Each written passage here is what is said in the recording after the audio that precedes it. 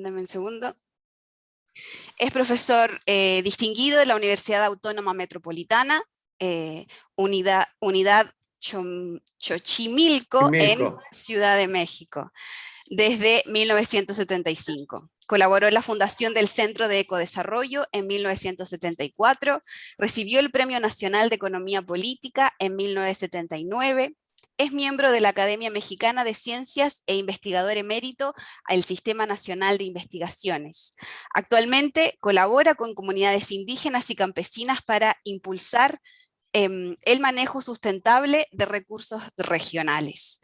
Promueve capacidades de autogestión y manejo de ecosistemas, así como la autosuficiencia de sus necesidades básicas. Es en un contexto donde la diversificación productiva genera ingresos complementarios para mejorar su calidad de vida. Bueno, David, te cedo entonces la palabra. Si quieres ya puedes compartir la pantalla. Gracias. Y te escuchamos. Muy bien, pues me da muchísimo gusto estar con ustedes, haber escuchado lo que he escuchado hasta hoy. Espero que todavía tenemos auditorio. Felicito a Societas por esta conferencia inaugural y un día me encantaría volver a conocer Uruguay. Muy bien. Después de haber escuchado hoy lo que he escuchado, todavía yo creo que es más importante que nunca el problema del socialismo hoy.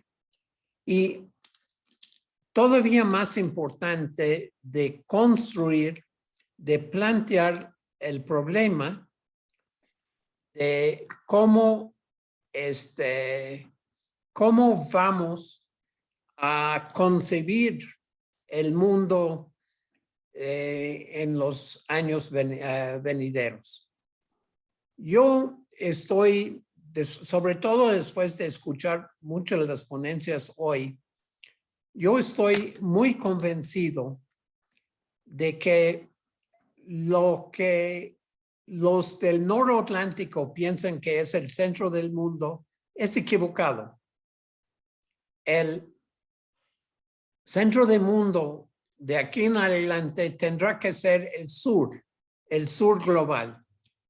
En parte porque aquí en el sur global están los grupos sociales que están mejor situados, mejor concebidos por sí mismos como las sociedades que pueden atender las crisis del mundo en que vivimos, las crisis económicas, las crisis sociales y sobre todo las crisis ambientales que extienden mucho más allá de la crisis climática.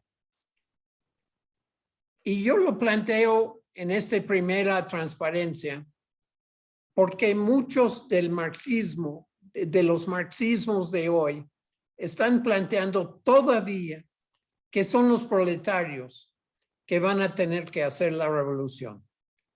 Yo diría que son los distintos grupos sociales que yo los llamo campesinos, pero como van a ver, como ven en la transparencia, en su pantalla, son muchos grupos sociales.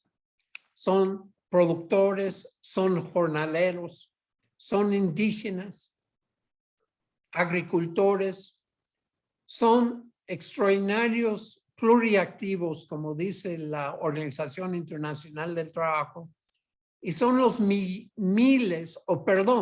los millones de migrantes que están siendo obligados por el mal manejo que el capitalismo está haciendo del mundo, están siendo obligados a salir de sus territorios. Este es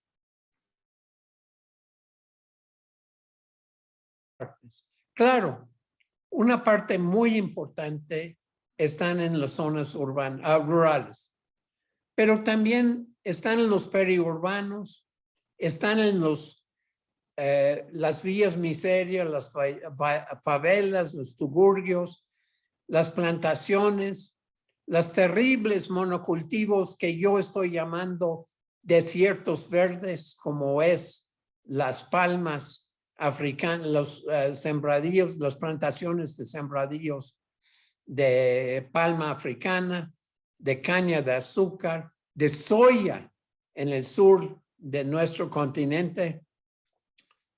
Están en las agroindustrias, están en todas partes y son los actores, francamente, son los actores en cual tendremos que esperar, depender si vamos a superar la crisis creada por el capitalismo hoy. La pregunta que yo hago en esta ponencia, en esta presentación, es, ¿tienen la capacidad de hacerlo? ¿Tienen la sabiduría para hacerlo? ¿Tienen la organización para hacerlo? Y yo estoy respondiendo en el positivo. Las cosmovisiones de esta gente es una forma extraordinariamente diferente que las cosmovisiones que son características del noratlántico. Las cosmovisiones de nuestros pueblos, de los actores de que hablé, son extraordinarias, diversificadas, son una riqueza de culturas, de herencias, de pueblos, de organizaciones. Estas cosmovisiones no son cosmovisiones patriarcales, son formas comunitarias colectivas con bases en herencias tradicionales que son mucho más ricas que la cosmovisión judeo-cristiana. La organización social política de estas cosmovisiones implica en su fondo justicia social. Y no puedo enfatizar lo suficiente la importancia de la justicia social, que es una parte fundamental, si uno podría decirlo, la piedra de la civilización. Es una serie de visiones alternativas. Hay una revista latinoamericana que sale allá de Ecuador, que se llama América Latina en Movimiento. Y ellos pusieron hace 10 años una tapa que tenía esta forma, hablando del sumac causai. Sumac causai es una expresión en quechua, a lo mejor lo estoy pronunciando mal, que se está traduciendo extraordinariamente mal de buen vivir, pero está incorporada hoy en día esta expresión en las constituciones de Bolivia y Ecuador. ¿Y cómo lo estamos viendo? En Ecuador lo están haciendo trizas del concepto, haciendo arreglos con el Fondo Monetario Internacional y un presidente que está escondiendo sus riquezas y que fueron revelados en las Pandoras, en los papers, los papeles de Pandora. Pero el sumac causai, que es una expresión andina, tiene sus formas paralelas, sus formas propias en todos los pueblos del mundo. En México, en el estado de Oaxaca, tenemos una expresión y toda una filosofía que se llama comunalidad, muy importante entre los pueblos de la Sierra Oaxaqueña. En Chiapas tenemos el Equil Cuxtlejal, en Tojolobal. Pero en África, una de las muchas expresiones es Ubuntu, que fue de hecho el grito de la independencia en Tanzania hace muchísimos años, con un líder africano de la independencia en la descolonización que no podemos subestimar su importancia. Y en India hay una expresión que es derivado del pensamiento de Mahatma Gandhi, que es el Swaraj. Yo no puedo, por supuesto, cubrir todas las formas, las expresiones, pero nada más les pido pensar que ya es tiempo de abandonar el concepto de América Latina y adoptar el concepto de Abya Yala, un concepto que tiene sus orígenes en Panamá, en el pueblo Guna, pero que implica la unidad de los pueblos, recuperando algo del pensamiento bolivariano. ¿Cuándo? Del siglo XIX. Las visiones comunitarias de estos pueblos son extraordinariamente importantes. Yo estoy usando la expresión del México profundo de un antropólogo mexicano, se llamaba Guillermo Bonfil Batalla, que escribió un libro que se llama México Profundo, se lo recomiendo mucho, que implica, que encarna esto que estoy hablando, de las cosmovisiones diferentes, confrontando de una forma muy diferente los poderes dominantes. Eso creo que es muy importante. En la sesión anterior a en el seminario de hoy, tenemos el ejemplo de una persona de Alemania que no podía ni siquiera imaginar estas cosmovisiones diferentes. Le llama la atención, pero todo su trabajo profesional está anclada en la cosmovisión generada por la Biblia, por el cuento, la mitología de Génesis. La mitología de Génesis, donde la humanidad está en el jardín de Edén. ¿Y qué pasa? Viola la ley de Dios, la ley de la naturaleza, y es expulsada. La humanidad está expulsada del jardín de Edén. Y está ordenado a sufrir para el resto de su historia. Y tenemos esto en contraste con la Biblia. Bueno, algunos dicen la Biblia, el libro de la vida del Popol Vuh, que es un libro oral traducido en el siglo XVI, el Popol Vuh, donde dice que la humanidad está forjada del maíz. Y eso es claro por razones que yo les voy a mostrar en algo. La humanidad está forjada por el maíz y se forjó y creó el maíz mismo. Algo que muchos de ustedes quizás no han pensado.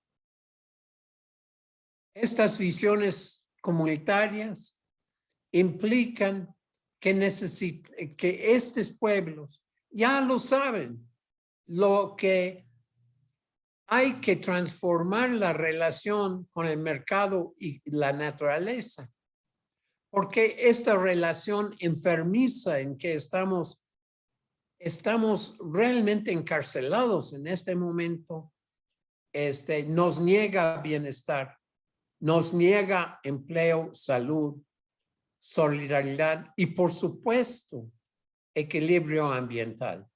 Yo no tengo tiempo de entrar en todos los elementos de esto.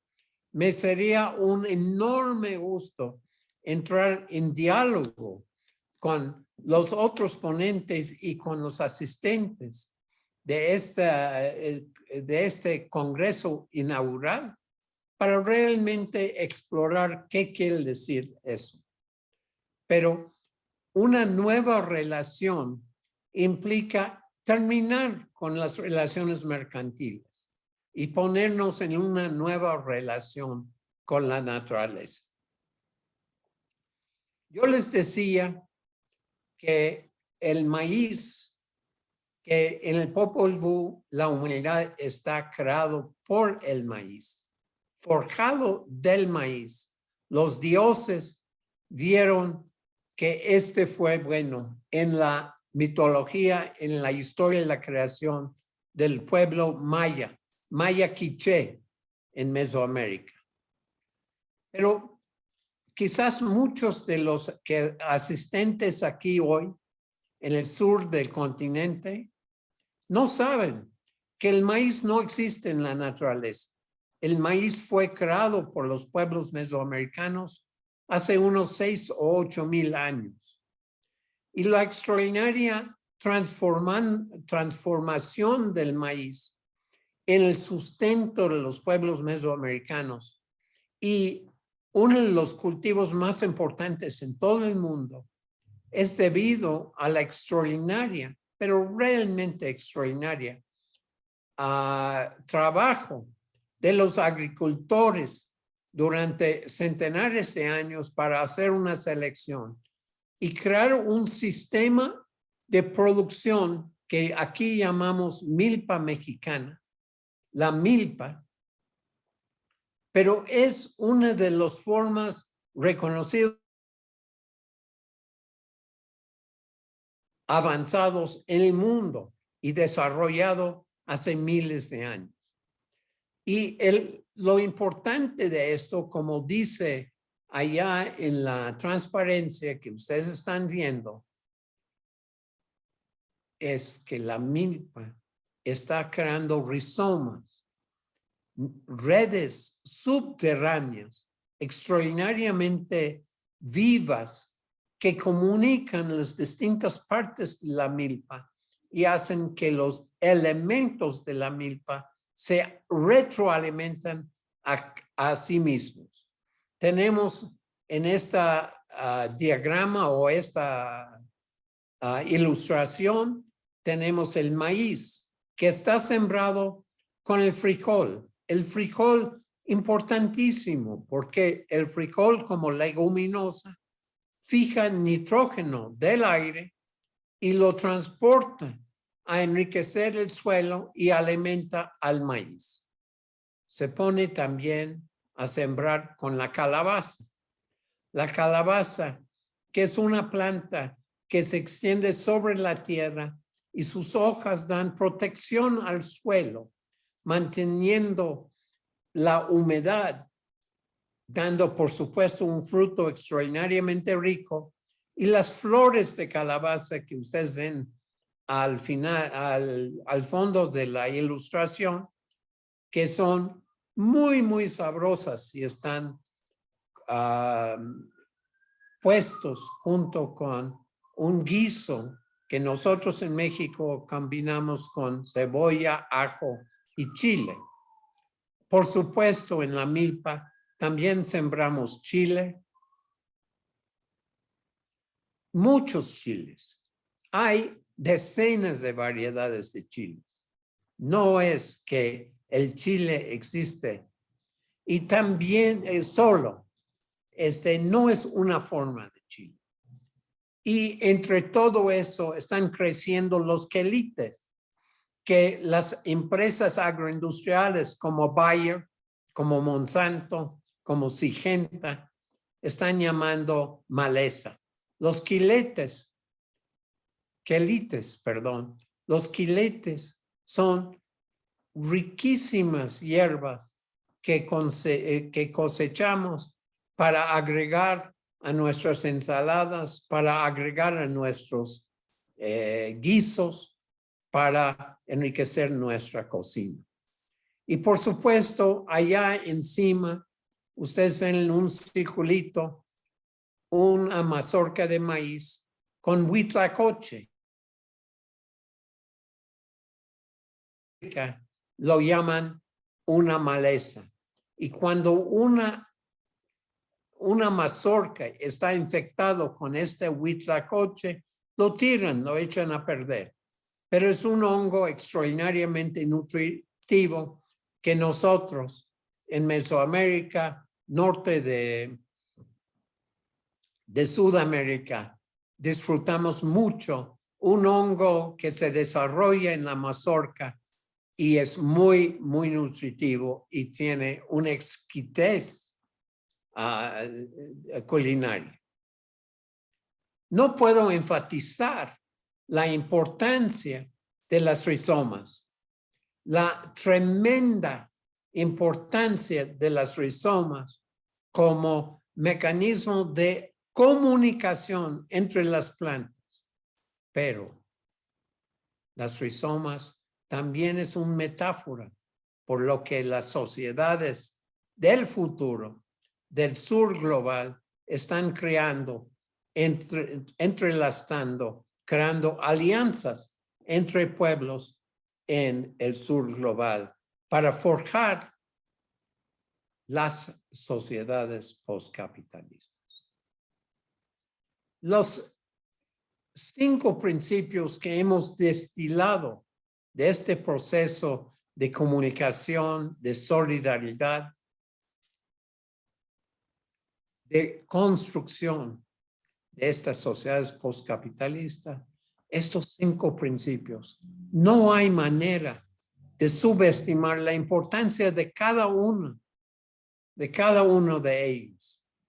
La autonomía que implica la capacidad de autogestión, la responsabilidad de cuidar al entorno, tiene que ver también y tiene que ir aparejado con la solidaridad social, que implica construir alianzas a nivel del mundo, alianzas locales, regionales e internacionales. Por supuesto, las comunidades, los pueblos están buscando en el grado posible la autosuficiencia. Pero no es una autosuficiencia autárquica, es una autosuficiencia que implica vamos a ser autosuficientes con los recursos que contamos a la mano. Pero también tenemos que emprender actividades de trueque. Y para el trueque tenemos que tener una diversificación productiva, de tener productos para en los mercados locales, en el intercambio urbano-rural. No puedo enfatizar lo suficiente que estamos hablando de mundos interconectados, de mundos que están forjando rizomas que a diferencia de la naturaleza son rizomas sobre el suelo, las alianzas, y por supuesto implica el manejo sustentable del patrimonio. Muy, muy importante. Pero para ir avanzando, vamos a explicitar algunos de los elementos locales del bienestar. Una vida colectiva, una organización de actividades productivas que implican no solamente producir, sino producir en comunidad y generar excedentes que pueden ser aprovechados para mejorar la calidad de vida o para el gozo, para las fiestas. No hay en ninguna de las comunidades que nosotros conocemos, no hay una vida colectiva si no hay fiestas, Y esto implica la necesidad que las actividades productivas estén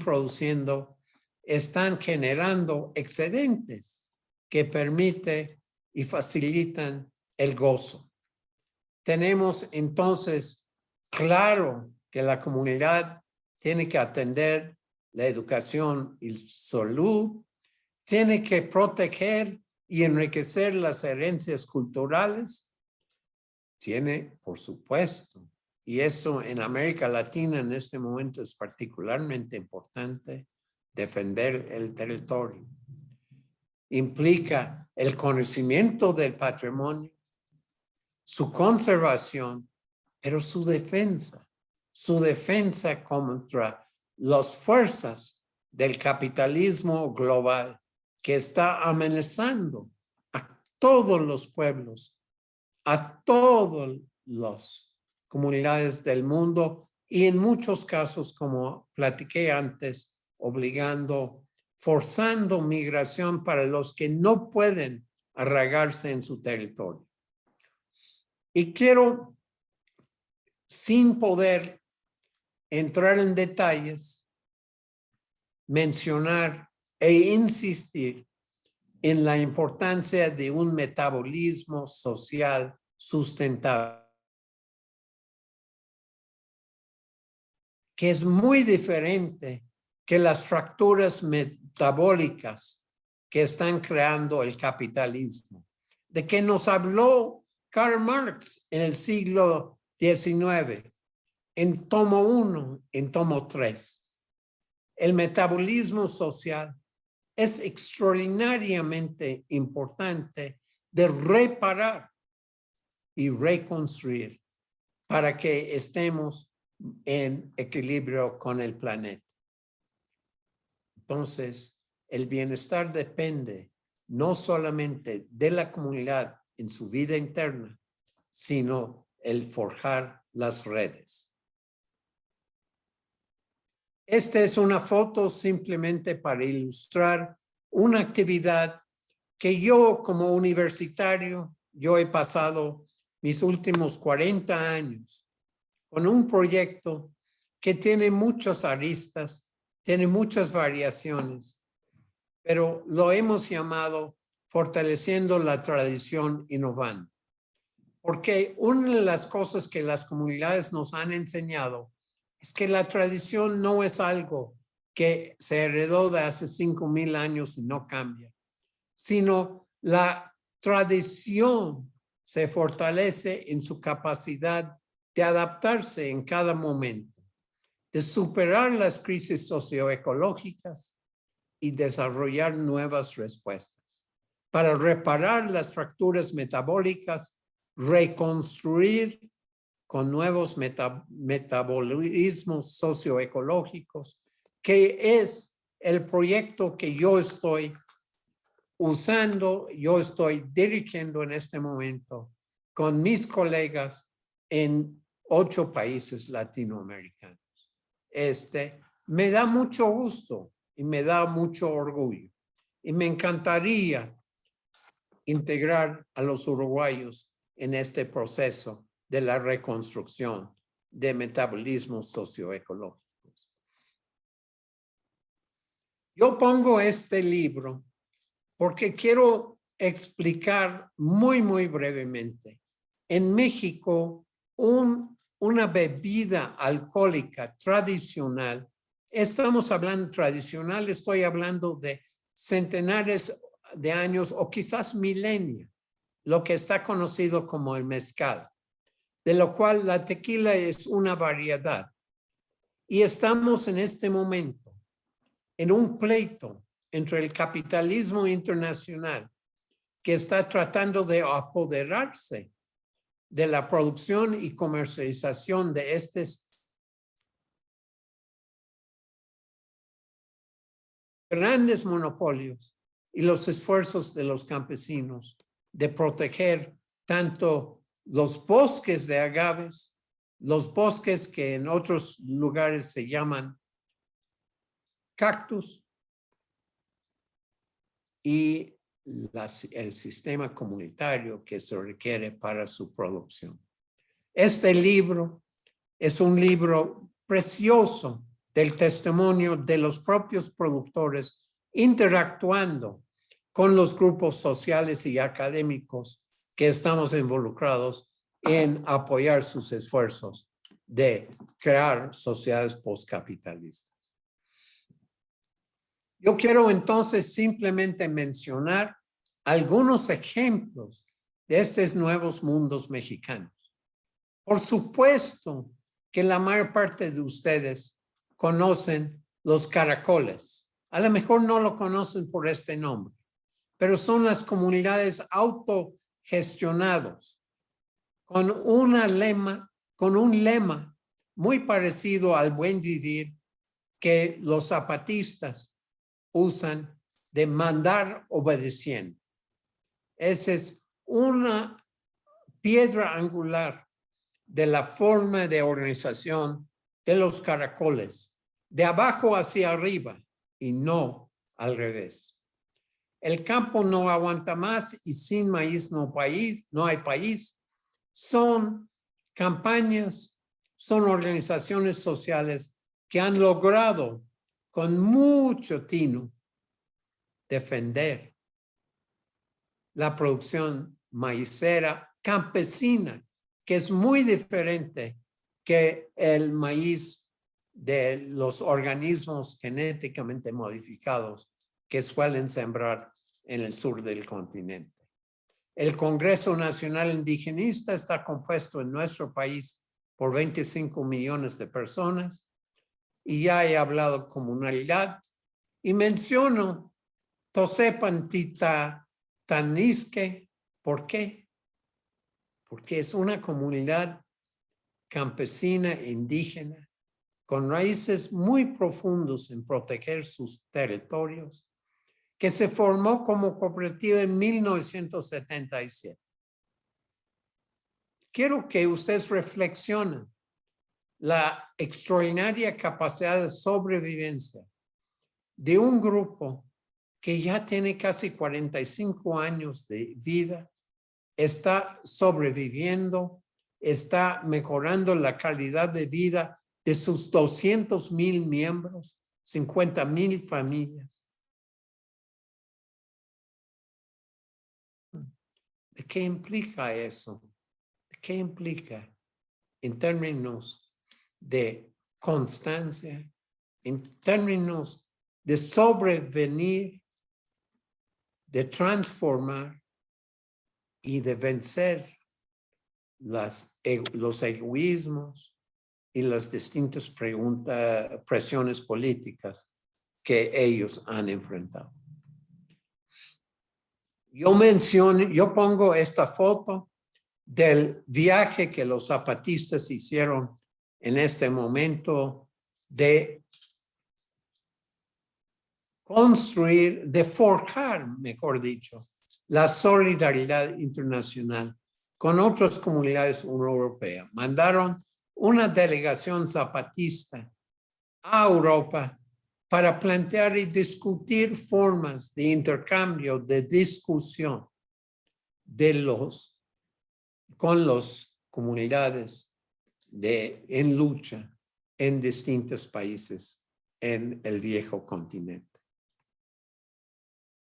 Yo pongo esta foto para mostrar la dificultad de lo que están haciendo. Esa es una foto de granjas porcinas hecho por una empresa mexicana que está empecinado en producir carne de puerco para exportar a China. Y implantó estas granjas porcinas en medio de la selva yucateca, en medio de lo que se conocen como los cenotes, los hoyos sagrados de los pueblos mayas desde hace miles de años. Y afortunadamente, a través de una lucha de 8 años, estas comunidades han logrado que la Corte Suprema de México en este momento haya declarado ilegal estas granjas, los haya cerrado y están obligando a su desmantelamiento. Una parte de una lucha muy difícil, una lucha que requiere mucha resistencia, mucha constancia para revertir la internacionalización capitalista. Nosotros tenemos, yo creo que ya no tengo tiempo de expresar cómo todos los proyectos que tenemos para fortalecer la tradición innovando, que implica un diálogo de saberes, implica un cambio muy profundo. Es decir, nuestra elección como académicos, como universitarios y como políticos en nuestra relación con las comunidades, no para decirles cómo hacerlo, pero para colaborar en procesos que llamamos co-investigación. No tengo tiempo de explicar eso, pero están en mis artículos.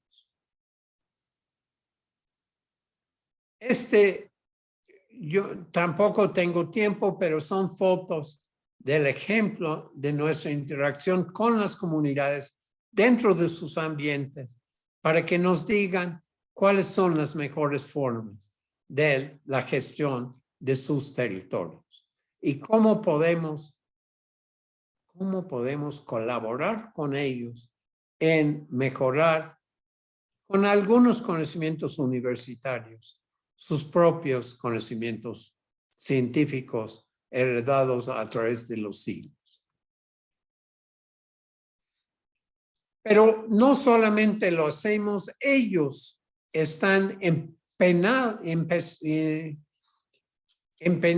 en estar seguros de la regeneración del tejido social cultural con estos procesos de conocimiento intercultural, intergeneracional y también en uno de los puntos más importantes, uno de los puntos fundamentales que estas comunidades están haciendo frente a la embestida capitalista de cuidar y asegurar sus fuentes de agua, que se ve en los sistemas que yo solamente puedo ilustrar con la foto allá arriba. Yo quiero ir cerrando esta presentación con este cartel, que es parte de un grupo con el cual participamos, un grupo que está en 82 países, un grupo que está defendiendo los defensores de los territorios de vida, que está en este sitio web que ustedes pueden acceder, el Indigenous Community and Conservation Areas Consortium, en inglés. En español lo estamos llamando territorios de esfuerzo, como yo había dicho antes en esta presentación, en más de 80 países y que ocupan, oigan, graban eso, ocupan la cuarta parte de la superficie terrenal. La cuarta parte del planeta está ocupado por indígenas. ¿Y quién les está prestando atención? Tenemos un ejemplo en este propio seminario de la complejidad de esto. Porque tenemos ponentes en este mismo seminario que no se dan cuenta del significado y la importancia y la posibilidad que esta gente están construyendo las alternativas postcapitalistas de que todos vamos a depender. Estos pueblos están generando comunidad, están generando conocimientos, Nosotros lo llamamos los sujetos comunitarios, el sujeto comunitario revolucionario que está construyendo las sociedades postcapitalistas. Aquí hay dos ligas, la Vía Campesina es la organización social más importante del mundo, con más de 200 millones de miembros en 92 países en este momento, y el ICA consorcio que yo acabo de mencionar. Les invito a consultar estos sitios web para conocer más de qué están haciendo. Y termino con la tapa de un libro que colecciona algunos de los artículos que hemos escrito a lo largo de 50 años, dando algunas ideas, y con el dios del maíz, Maya, o mejor dicho, la diosa del maíz de los pueblos maya. Les invito a escribir. Este libro está disponible en Claxo para los que quieren consultarlo. Les agradezco mucho a los organizadores de este seminario y vamos a ver si hay una discusión. Chao. Bien, bueno, muchas gracias, David. Vamos a entonces abrir los micrófonos. Se pueden ustedes desmutar si así lo requieren. Comentarios, preguntas para David de lo que acabamos de ver, a lo mejor en relación con otras ponencias. Nada, el micrófono está abierto, así que los invito a comentar.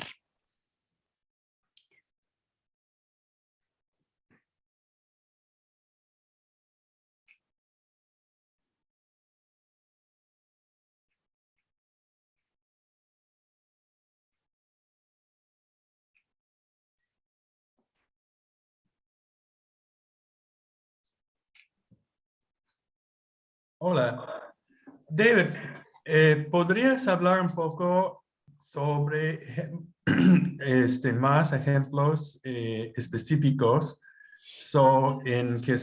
más en el sur, por ejemplo en Chile, en Argentina o en Paraguay, que hablase un poco sobre esos ejemplos específicos en la ponencia anterior? Sí, claro. Yo creo que hay que entender que lo que está pasando en Chile en este momento, y Daniela, creo que fue Daniela, ¿verdad? Que nos recuerda que el domingo, en cierta forma, el futuro de Chile está siendo discutido. Pero este futuro de Chile no es solamente un modelo entre la herencia terrible que tienen de Pinochet, una herencia, bueno, que no vale la pena ni volver a repasar en este momento, pero quiero recordar, como dije, que Chile está también en este momento en proceso de reescribir su constitución. Tiene un congreso, una convención constitucional, constituyente, que está encabezada por una intelectual mapuche, una mujer que es renombrada mundialmente por su claridad de su pensamiento y su liderazgo. Y es terrible en este momento la represión del Estado chileno contra los pueblos mapuche, contra las comunidades mapuche. Pero en el norte de Chile tenemos el mismo problema de una represión, de un Estado que yo no sé, Daniela, si estarás de acuerdo o no, pero nosotros aquí desde México lo vemos como un Estado fascista. Absolutamente. Tenemos pero el grado de resistencia de los pueblos es enorme, es loable, pero lo estamos viendo lo mismo en Colombia. Lo estamos viendo el problema que un nuevo presidente en Perú está teniendo para defender el voto popular en una situación extraordinariamente difícil, donde él sale del altiplano, no sale de la costa.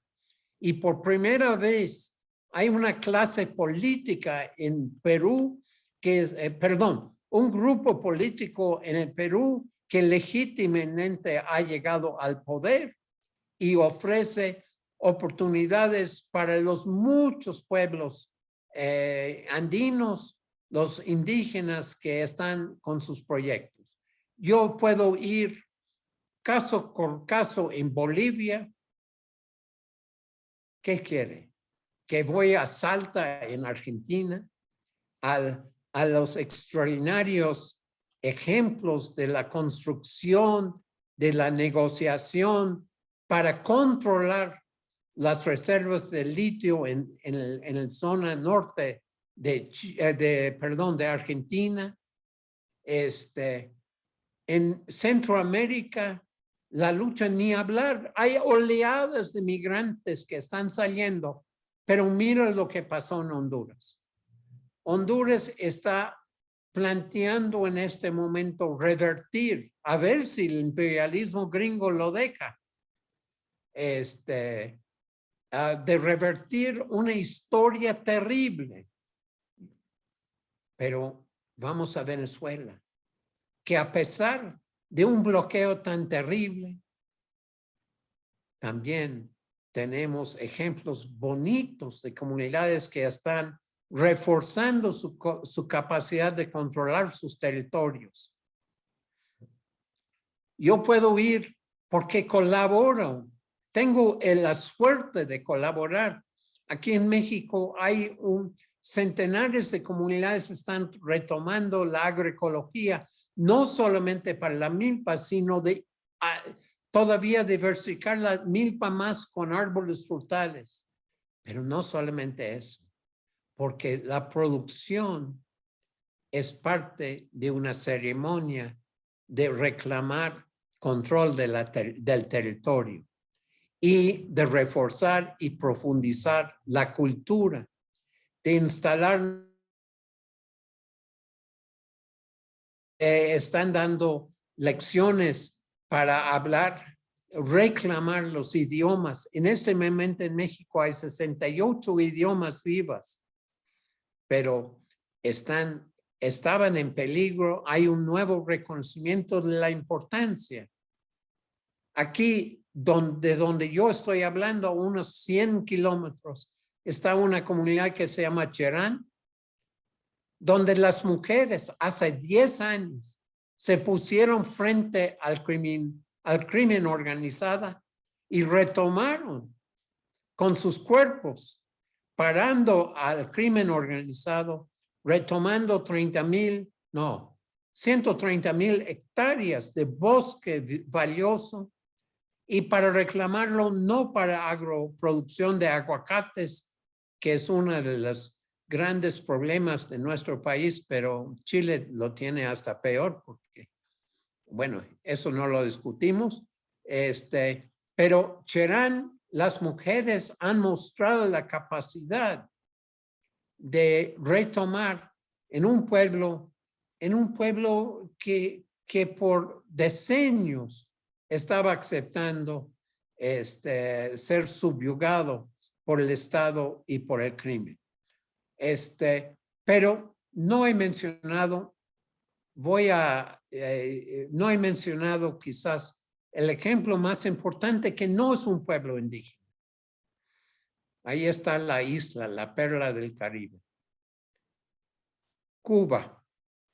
A pesar de 60 años de bloqueo, Cuba, y a pesar del enorme sacrificio que están imponiendo sobre el pueblo cubano, es un milagro que el socialismo a la cubana todavía existe.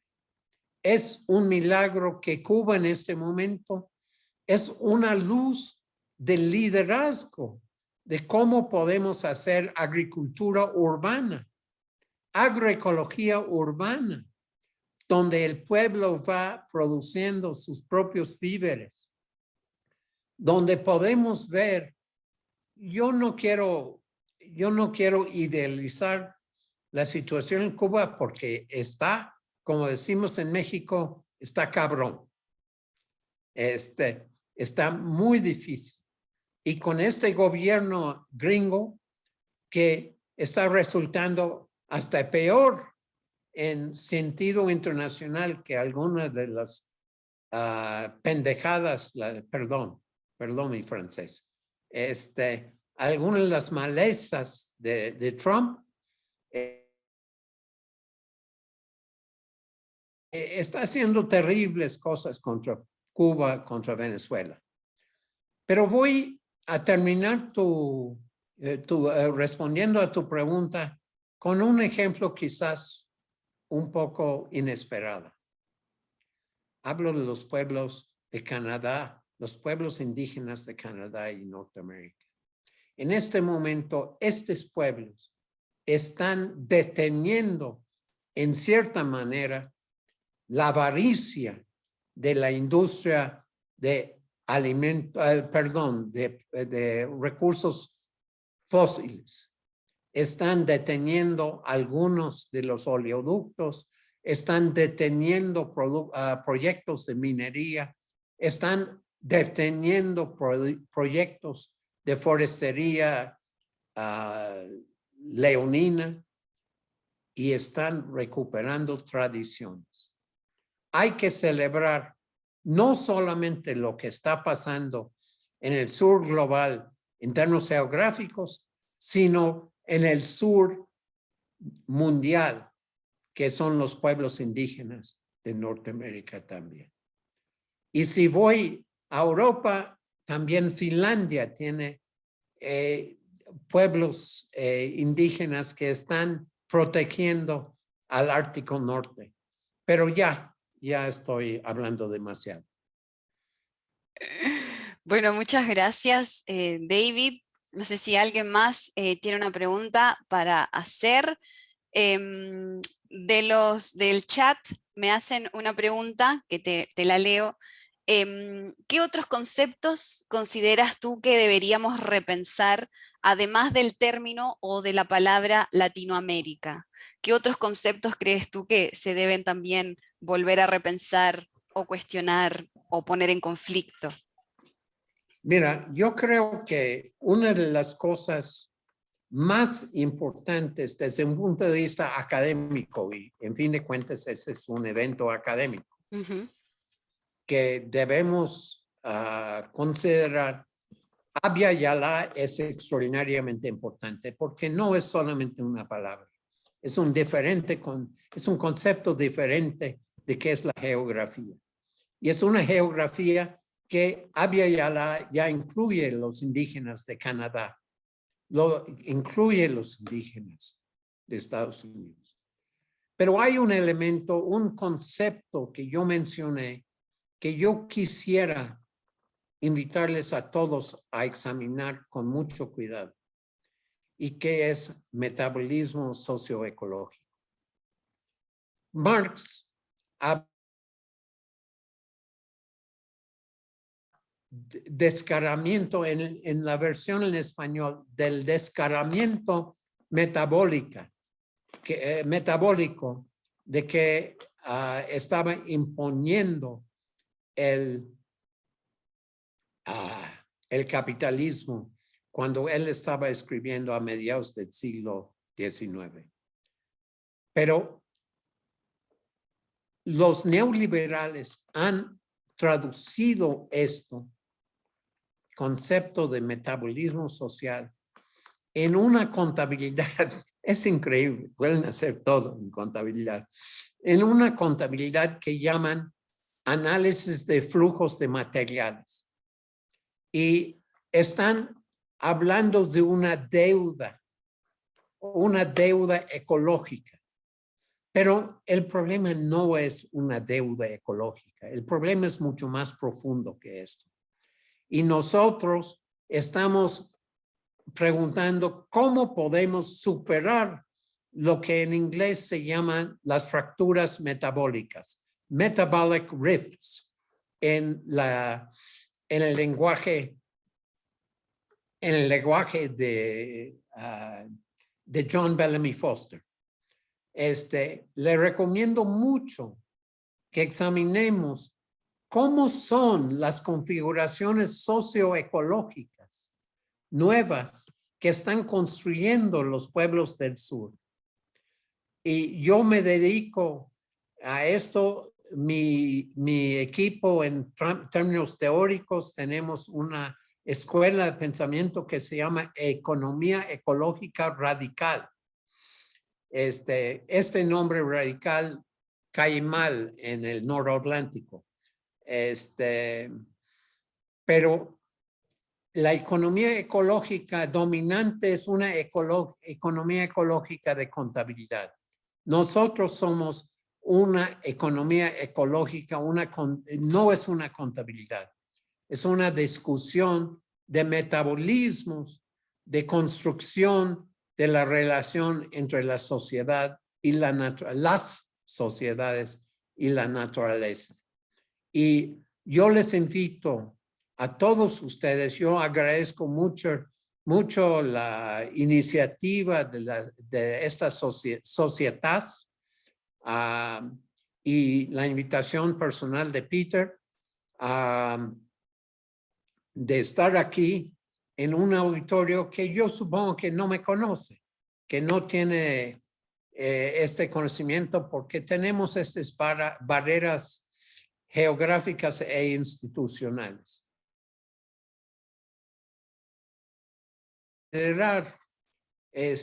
Explorar la posibilidad que el mundo sí se está construyendo con su nuevo centro del sur global. Y los pueblos del sur global, francamente, van a ser los únicos que son capaces de enfrentar la crisis ambiental, porque ya lo vimos en Glasgow. Business as usual is business as usual. Y nos va a matar si ellos se quedan en control de todo. No sé si... Qué importante, está perfecto. Me parece un tremendo análisis, da mucho para pensar. A mí me llega muy de cerca, bueno, ya hablamos, yo soy chilena, Chile está pasando por un proceso de cambios que también pasa un poco por la reivindicación misma de los pueblos originarios y de la lucha que ellos han tenido durante siglos y que la gente hace 3 años atrás recién la comprendió, recién entendió hacia dónde iba esa lucha y cómo de a poco se ha querido reivindicar. Y bueno, y hoy tenemos a Elisa Loncón, que es la presidenta de la Convención Constitucional, que para algunos es un orgullo que una mujer indígena esté liderando la nueva Constitución y para otros es una aberración, ¿no? Que es lo que pasa, que genera estas contradicciones con el pueblo indígena y la sociedad como civilizada, ¿no? Entre comillas. Y Elisa es una estrella intelectual y académica. Es tremenda y es tremendo también con la ignorancia del mismo pueblo chileno de no saber ni siquiera quién era ella, los títulos que tiene, y más allá de la cosa académica, personal, ¿no? Individual, ella Sí. como persona. Entonces, bueno, estamos en un proceso de cambio que afecta a toda Latinoamérica en realidad, no solo a Chile, y esperemos que vayamos bien encaminados. Esto aporta un montón, el Instituto Societas me parece que es tremenda iniciativa para seguir descubriendo, ¿no? Y poder conectarnos, o sea, estamos con México, estamos con Estados Unidos, hay un chico de Venezuela, estamos con Chile, entonces me parece que esto es lo que necesitamos también como latinoamericanos, un poco entender que somos latinoamericanos y no solo chilenos, argentinos y uruguayos, y empezar a construir juntos también. Entonces, está buenísimo. Doy la palabra. Dime. Yo quería hacer una pregunta a Peter. Por favor. Peter, ¿tú imaginabas cuando hicimos pues, la respuesta a tu call for papers, tú imaginabas esta variedad de presentaciones y tú, pues yo supongo que la idea de una ponencia tan far out en el campo de izquierda no lo estabas esperando como parte de tu visión del socialismo. Pues sí, actualmente como yo pienso que como ya vamos a cerrar, y iba a decir precisamente eso sobre las ponencias, es que realmente hemos tenido unas ponencias todos muy interesantes y con temas muy diversos. Y eso realmente es lo que yo quiero hacer con Societas, que sea un lugar para diálogo. Y como dice María, que me parece muy interesante, que María dijo, como todas las ponencias muy interesantes y complementarias, sobre todo que estamos hablando de situaciones del mundo global muy complejas y seguramente no tienen una única solución. Y eso es muy interesante porque hemos hablado aquí sobre como mi ponencia, por ejemplo, que habla, por ejemplo, sobre las reformas socialistas exitosas que hemos podido lograr en el mundo y en 3 países en particular, pero también hubo una ponencia sobre la necesidad de repensar el futuro para un socialismo sin mercado, y hemos tenido otros temas muy interesantes. Es precisamente lo que quiero hacer con Societas, porque como dijo María, solamente con mucho diálogo y para realmente afrontar los problemas del futuro, necesitamos muchas políticas y muy diferentes para realmente como mejorar la situación del mundo. Entonces, muchas gracias. Es lo que he dicho. Voy a repetir un poco de la bienvenida. Decimos como uno, por ejemplo, por ejemplo, mi objetivo al iniciar este proyecto es crear un lugar para el diálogo y la innovación que nos ayude a desarrollar un nuevo mundo en donde todos puedan finalmente vivir en armonía con el medio ambiente natural y donde todos en todo el mundo puedan vivir una vida feliz y plena sin experimentar discriminación o la del globo en el actual orden mundial capitalista en el que estamos insertos. Entonces, es realmente la idea y estamos empezando. Quiero agradecer a todos los asistentes y también de los ponentes. Lo que vamos a hacer ahora, vamos a hacer la conferencia en un mes, en el próximo mes, como ahora, como yo pienso, como en unas semanas, vamos a organizar eso y voy a publicar la conferencia en el sitio web de Societas. También vamos a abrir una cuenta en YouTube y igualmente vamos a publicar todas las ponencias en YouTube. Y eso es el principio de nuestro proyecto. Y invito a todos a leer como el sitio web y a ver los proyectos que tenemos planeado para el próximo año. Como yo decía, es un proyecto que estamos empezando lentamente. Quiero hacer las cosas bien. Y el próximo año tenemos varios proyectos. Y para tener realmente para 2025 antes en funcionamiento de 100% el instituto. Entonces, muchas gracias. Y David, estamos en contacto y a todos que tengan muy buen día y muy buen fin de semana. Muchas gracias y buenas Adiós. tardes. Perdón, ¿la sesión de clausura está en esta sala o dónde está? Sí, ya la hicimos. Fueron las palabras de Peter. Ya. Sí, ahora ya quedamos libres. Muchas gracias a todos por asistir y bueno, ojalá nos veamos pronto. Ya. Hasta luego, adiós. Mucho gusto, Daniela. Igualmente, adiós.